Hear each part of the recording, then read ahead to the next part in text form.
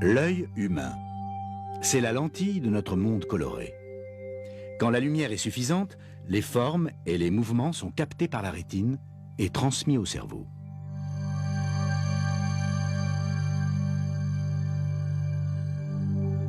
Mais dans l'obscurité, les couleurs disparaissent. Nous voyons l'univers en noir et blanc. Il nous manque le spectacle de la lumière.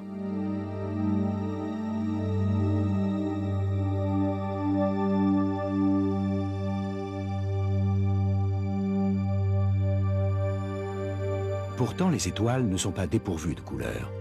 C'est notre œil qui n'est pas capable de les voir. À une telle distance, ils ne peuvent pas capter assez de lumière. Les couleurs du cosmos sont invisibles à l'œil humain.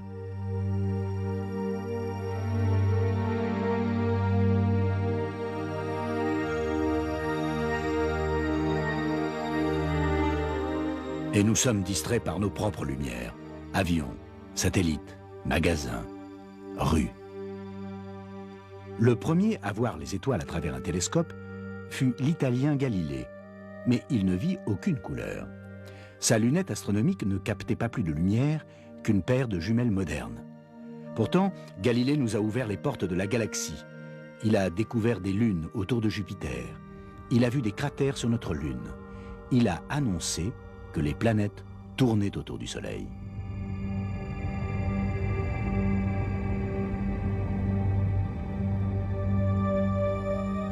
Et quand il a levé les yeux vers la Voie lactée, il n'a pas vu seulement une bande lumineuse un peu floue, mais des millions et des millions d'étoiles.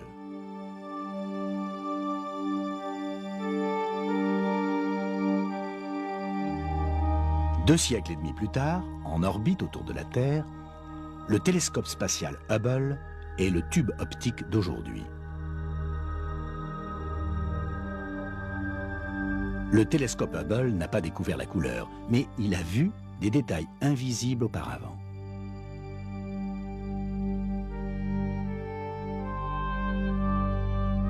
Dans une clarté éblouissante, le cosmos livre ses secrets.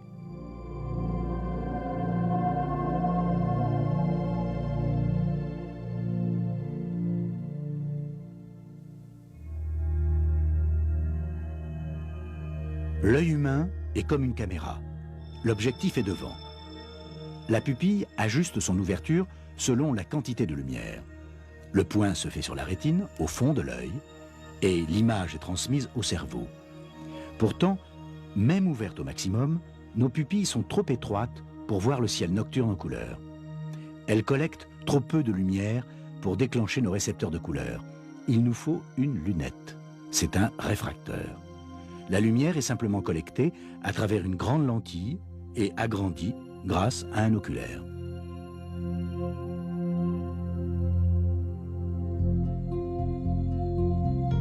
C'est le plus ancien type de lunette, le même modèle que celui utilisé par Galilée. L'inconvénient du réfracteur vient de la taille de leur lentille. Si elle mesure plus de 90 cm de diamètre, elle se déforme sous son propre poids. Les grands télescopes modernes sont des réflecteurs. La lumière est réfléchie par un miroir. Le miroir de ce réflecteur mesure près de 4,20 m de diamètre.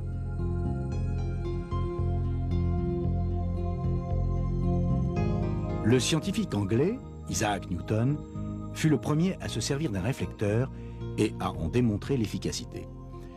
Un réflecteur a deux miroirs ou plus. Le grand est comme un seau qui se remplit de lumière.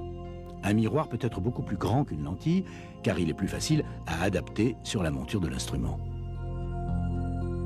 En pénétrant dans le réflecteur, la lumière rebondit d'abord sur le grand miroir, puis sur un miroir plus petit, jusqu'au foyer où elle est recueillie et enregistrée électroniquement.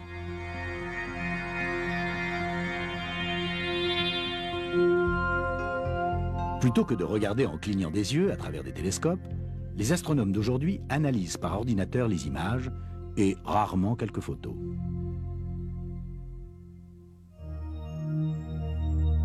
D'où provient ce fantastique spectacle de lumière que les astronomes observent? La lumière est générée quand les électrons d'un atome passent d'un niveau d'énergie à un autre. Ils irradient de l'énergie. Cette énergie est la lumière. Les étoiles sont si éloignées que leur lumière met des centaines, des milliers et même des millions d'années pour nous atteindre. Et elles ne nous envoient pas seulement de la lumière visible. Elles émettent tout un spectre de radiation. La lumière visible est au centre. Les rayons gamma à gauche, aux longueurs d'onde les plus courtes, les ondes radio à droite, aux longueurs d'onde les plus longues. Cette image radio montre les débris d'une étoile qui a explosé.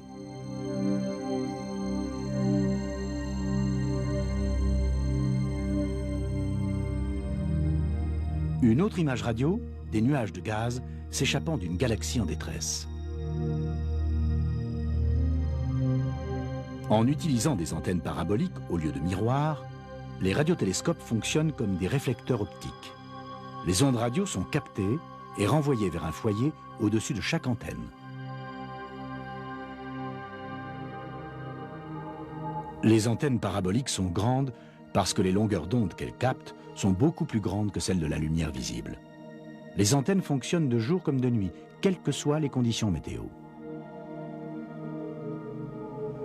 Le radiotélescope Parkes, en Australie, est célèbre pour son travail sur les pulsars. Les pulsars sont de minuscules étoiles très denses, mesurant seulement une quinzaine de kilomètres de diamètre, mais dont la masse est égale à celle de notre Soleil. Pour être mesurées, leurs pulsations doivent être débarrassées du bruit de fond cosmique, mais aussi des bruits terrestres, tels que ceux provenant des fours à micro-ondes et des démarreurs de voitures. Ce n'est qu'alors que la pulsation du pulsar peut se faire entendre. Le battement d'un pulsar effectue plusieurs révolutions par seconde.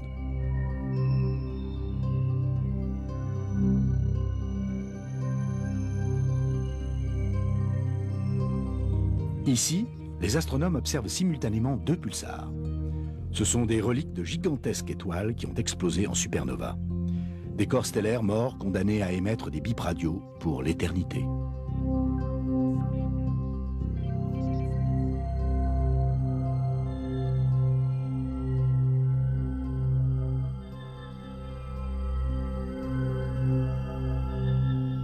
D'autres images radio. Nous regardons de la matière se précipiter autour d'un trou noir.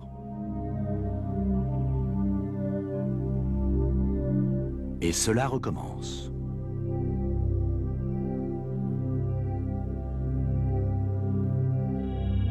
Lorsque les radiotélescopes s'associent pour observer le ciel à l'unisson, les images sont d'autant plus riches en détails.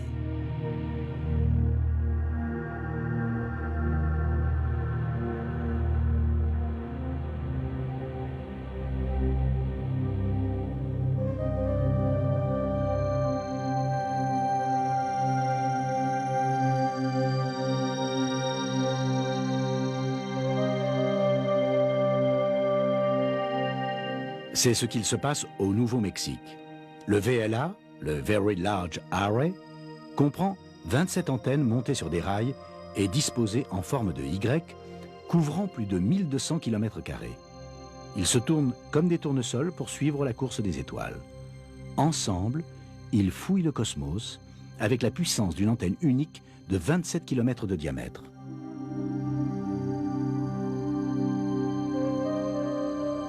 Et quand ils sont reliés à cette antenne à Hawaï et à celle-ci à Porto Rico, ils forment un télescope de plusieurs milliers de kilomètres de diamètre. Quand ils sont tous connectés à travers le monde, ils forment une antenne de la taille de la Terre. Un télescope si puissant qu'il peut observer des objets qui brillaient avant que la vie n'apparaisse sur Terre.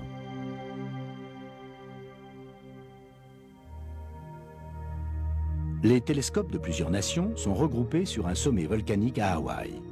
À environ 4200 mètres d'altitude, ils sont à mi-hauteur de l'atmosphère.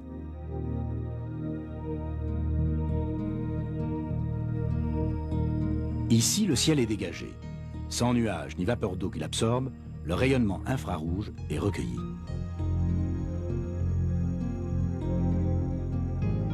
L'infrarouge révèle la chaleur.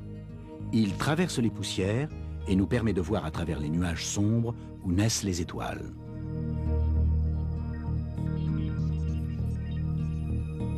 Nimbée de poussière, voici une partie de notre galaxie en lumière visible. La même région dans l'infrarouge. L'infrarouge est si proche de la lumière visible que les deux types d'images se ressemblent. Cependant, il nous ouvre les portes du cœur même de la Voie lactée, invisible au télescope optique.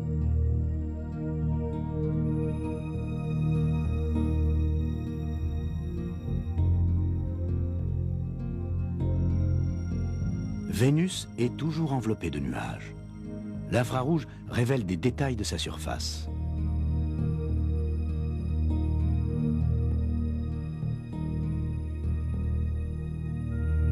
Les rayons infrarouges furent découverts en Angleterre par un astronome, William Herschel. Herschel doit sa gloire à sa découverte de la planète Uranus, mais aussi à ses télescopes.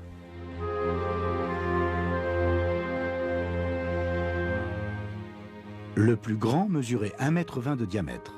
Malgré cette taille, il ne vit d'Uranus qu'un point.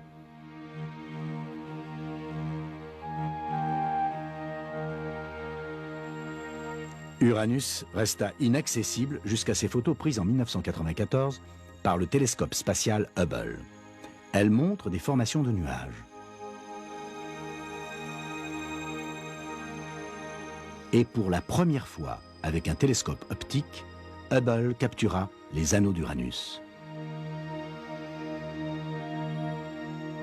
Herschel pensait avoir vu des trous dans le ciel. Il se trompait. Ce sont des globules sombres, des nuages de poussière noire qui flottent devant ces étoiles.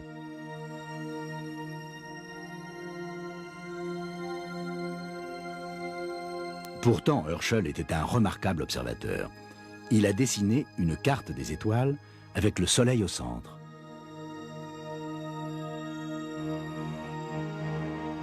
En Irlande, des télescopes de plus en plus gros furent construits.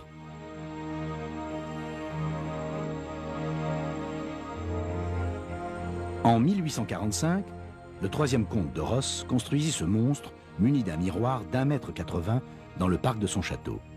Pendant 75 ans, ce télescope fut le plus grand au monde. Nuit après nuit, le comte suivait des objets dans le ciel.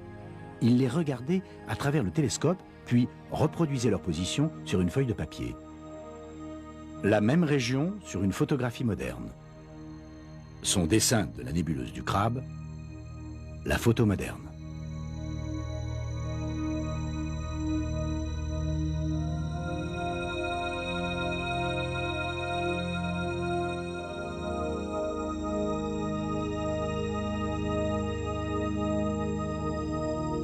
Ross a donné son nom à la nébuleuse du Crabe. Ce sont les restes d'une étoile géante qui a explosé il y a 950 ans.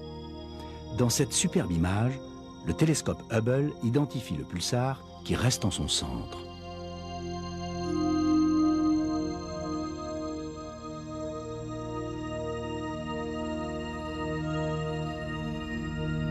L'Irlande nuageuse n'est pas le meilleur endroit pour observer les étoiles. Pourtant, Ross a persévéré. Son télescope fut surnommé le monstre de Parsonstown. Voici ses dessins de ce qu'on appelait alors une nébuleuse spirale.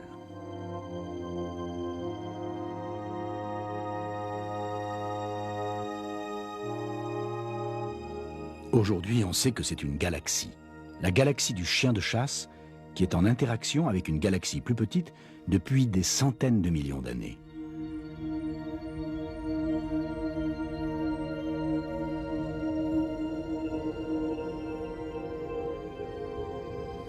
Ici, lors d'une simulation par ordinateur, des étoiles et des traînées de gaz dans l'espace.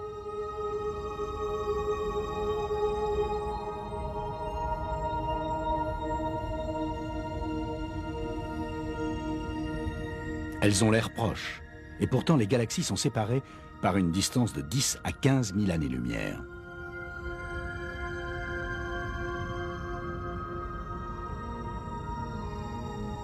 Des milliards d'étoiles jouant au chat et à la souris.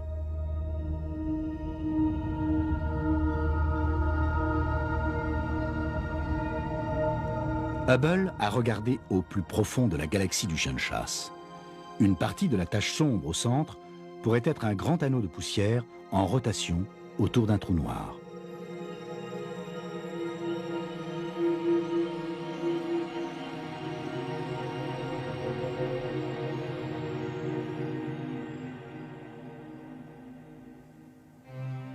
Au début du XXe siècle, les télescopes étaient devenus gigantesques. Celui-ci, le télescope de Hooker, fut terminé en 1917. Afin de profiter d'un ciel noir et d'un air limpide, il fut installé sur le mont Wilson, près de Pasadena, en Californie. Les astronomes n'avaient pas prévu l'expansion de Los Angeles.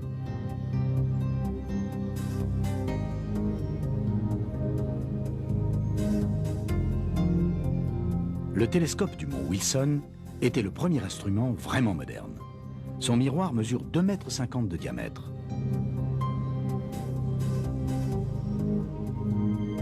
Afin de le maintenir en position, des moteurs électriques déplacent le télescope et lui permettent de compenser le mouvement de la Terre. Malgré sa taille gigantesque, il bouge tout en douceur.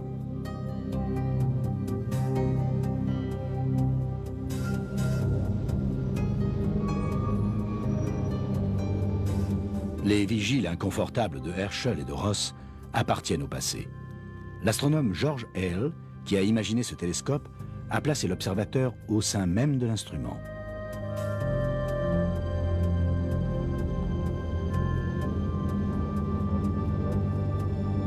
Du sommet de cette montagne, des découvertes fondamentales furent faites et l'astronomie moderne est devenue adulte.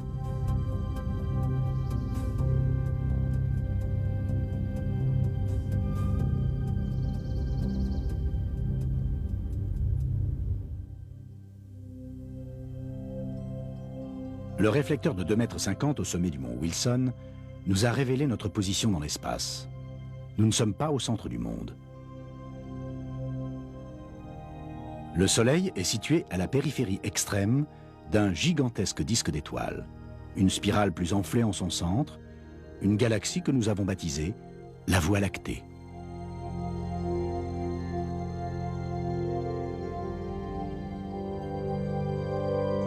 Mais y a-t-il autre chose que notre galaxie dans l'univers?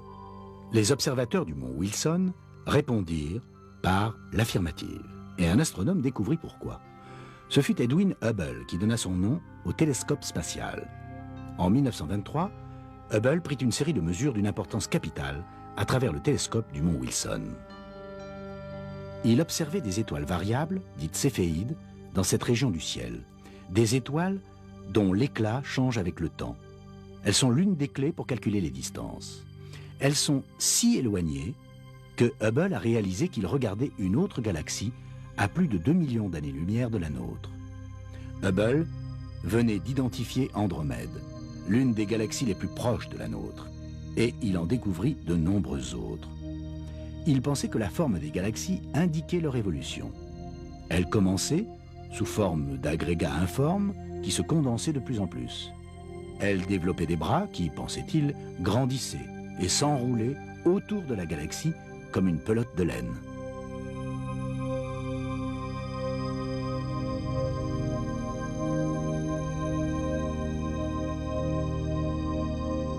Hubble avait tort. Des galaxies peuvent avoir des formes différentes, quel que soit leur âge. Pourtant, sa conception générale du cosmos était juste. Hubble montra que partout, des galaxies s'éloignent les unes des autres.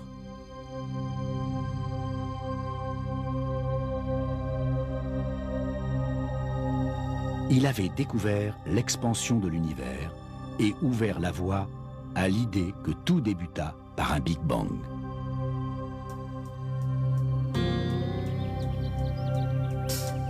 En 1948, Edwin Hubble devint le directeur du plus grand télescope au monde, le réflecteur de Hale, de 5 mètres de diamètre au sommet du mont Palomar en Californie.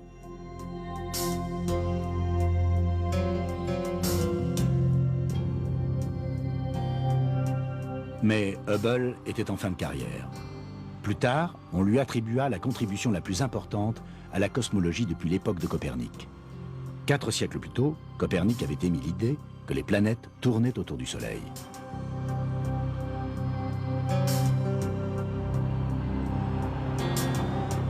Tandis qu'Hubble cédait la place à des astronomes plus jeunes, une grande quantité de télescopes furent mis en chantier dans le monde entier, en route vers les étoiles.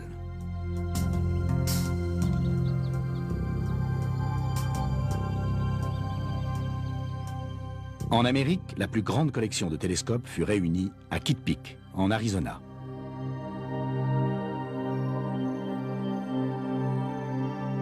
C'est un lieu d'observation idéal pour les astronomes.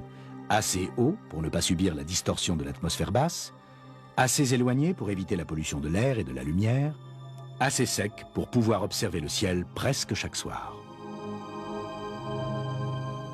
Il n'y a pas de meilleur endroit pour assister au spectacle des lumières du cosmos.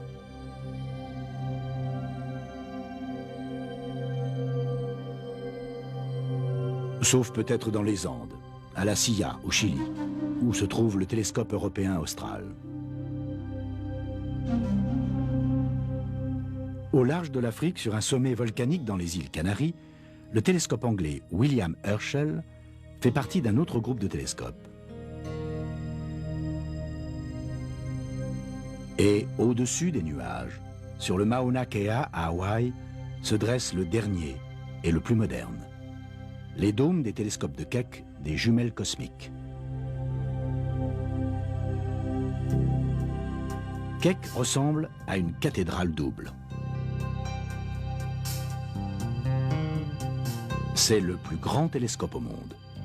2 miroirs, chacun le double de la largeur du réflecteur géant de Palomar, reliés électroniquement.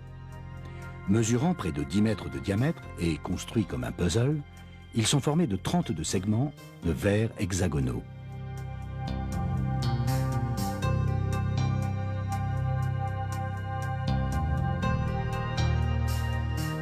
Chaque segment est contrôlé par ordinateur.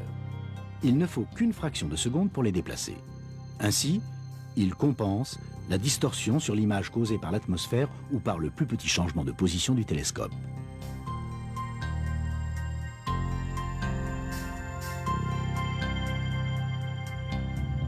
Keck est encore en période d'essai, et pourtant il fournit déjà des informations.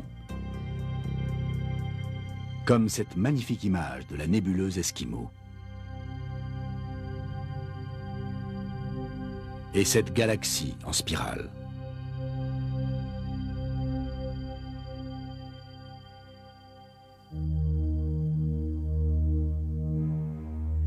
Le télescope spatial Hubble et des astronautes au travail. Libéré de l'atmosphère terrestre, Hubble devait être l'œil le plus perçant jamais braqué sur les étoiles dans toute l'histoire de l'astronomie. Mais il y eut un problème. Le miroir principal, légèrement déformé, fournit des premières images floues. La solution fut de corriger Hubble de sa myopie. La navette spatiale fut envoyée vers Hubble.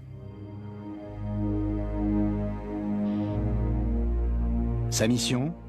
Réparer le miroir défectueux en lui ajoutant des lentilles en guise de lunettes.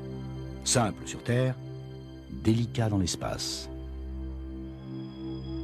Et ils ont réussi. Hubble put reprendre sa route et ses observations. De la Terre, les astronomes purent tester les nouvelles lentilles. Elles fonctionnaient. Depuis 1994, les images prises par Hubble nous ont réjouis, émerveillés et étonnés. Les astronomes ont dû reconsidérer la justesse d'anciennes théories et même de l'âge de l'univers. Dans notre quête des étoiles, la lunette de Galilée fut une invention merveilleuse. Hubble va peut-être s'avérer encore plus important.